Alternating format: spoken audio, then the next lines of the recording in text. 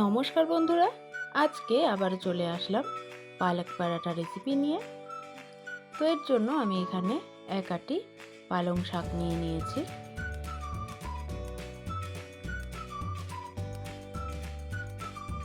তো পালং শাকটাকে আমি বেছে ধুয়ে পরিষ্কার করে নিয়েছি। এখন পালং শাকটাকে আমি কেটে নেব। তো এখন একটা ছুরির সাহায্যে আমি পালং শাকটাকে কুচি কুচি করে কেটে নেব। আপনারা চাইলে কিন্তু বটি দিয়েও পালং শাকটাকে কেটে নিতে পারেন। তো খুবই ছোট ছোট করে আমি পালং শাকটাকে কেটে নেব।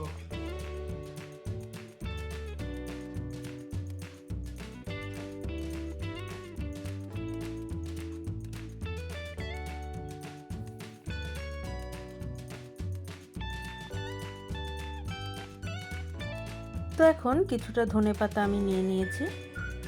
এখন ধনেপাতাটাকেও আমি কুচি কুচি করে কেটে নেব।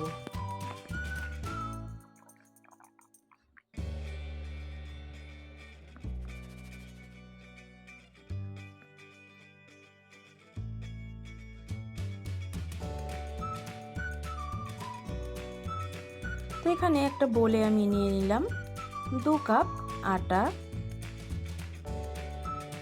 এখন আমি এর মধ্যে একে একে দিয়ে দেব বেসন,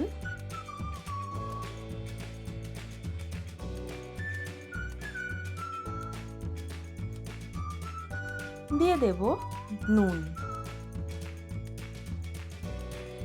এখন দিয়ে দিচ্ছি জোয়ান।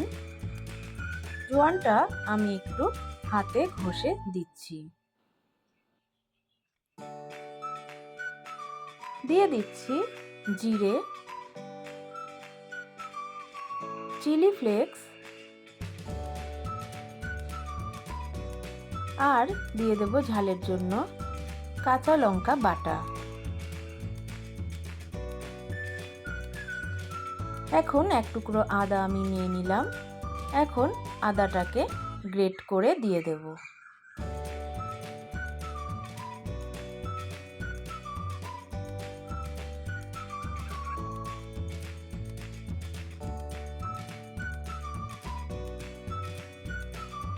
এখন এর মধ্যে আমি দিয়ে দেব সাদা তেল।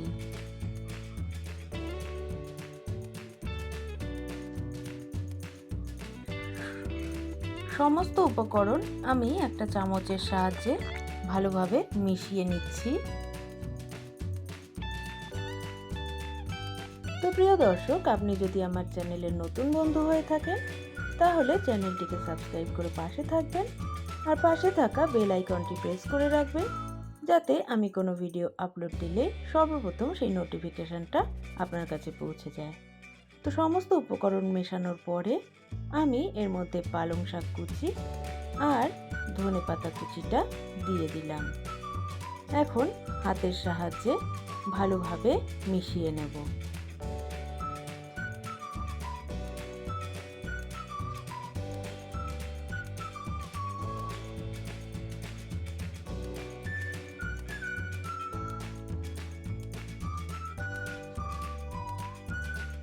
তো ভালোভাবে মেশানো হয়ে গেছে।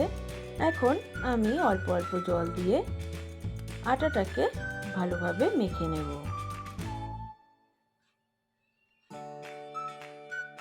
তো দেখুন, ডোটা কিন্তু আমার রেডি হয়ে গেছে। এখন ডোটার মধ্যে আমি সামান্য তেল নিয়ে তেলটা লাগিয়ে দেব।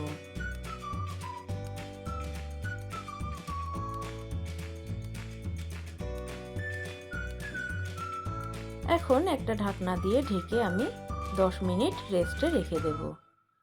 তো ফিরে আসলাম 10 মিনিট পরে।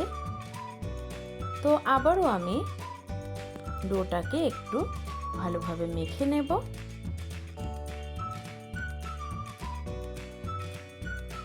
তো এখন হাতে অল্প একটু তেল আমি নিয়ে নিয়েছি। এখন আমি লেচিগুলো কেটে নেব।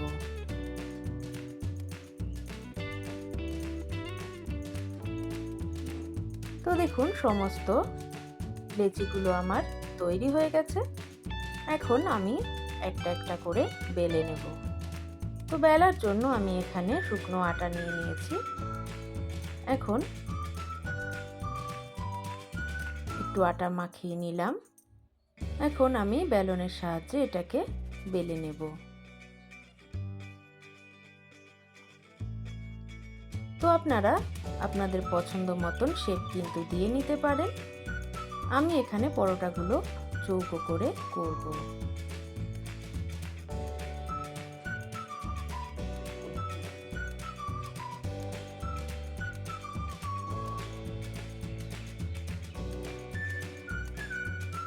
তো প্রিয় দর্শক, এরকম নিত্য নতুন রেসিপি পেতে অবশ্যই শর্মিলা রান্নাঘর অ্যান্ড ব্লগস চ্যানেলটিকে সাবস্ক্রাইব করে পাশে থাকবেন।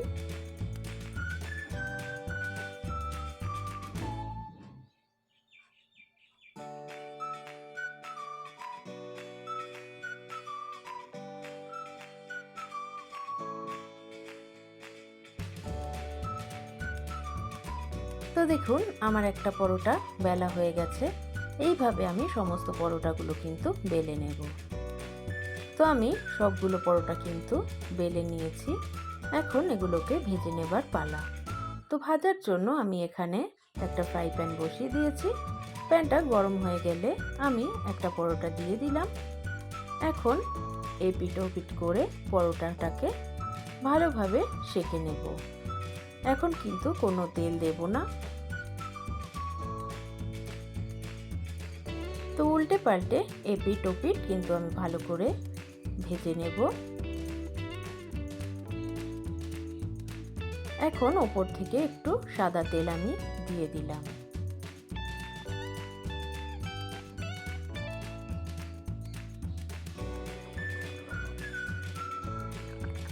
এখন উল্টে পাল্টে দুপিট ভালোভাবে ভেজে নিলেই কিন্তু তৈরি হয়ে যাবে আমাদের পালক পরাঠা।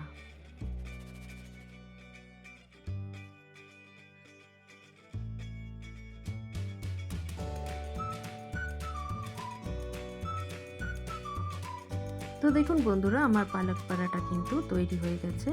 এইভাবে আমি বাকি পরোটাগুলো কিন্তু ভেজে নেব। তো আমার রেসিপিটা যদি ভালো লেগে থাকে অবশ্যই একটা লাইক কমেন্ট করে পাশে থাকবেন। সবাই ভালো থাকবেন, সুস্থ থাকবেন। আজ এই পর্যন্তই। দেখা হবে নেক্সট কোনো ভিডিও।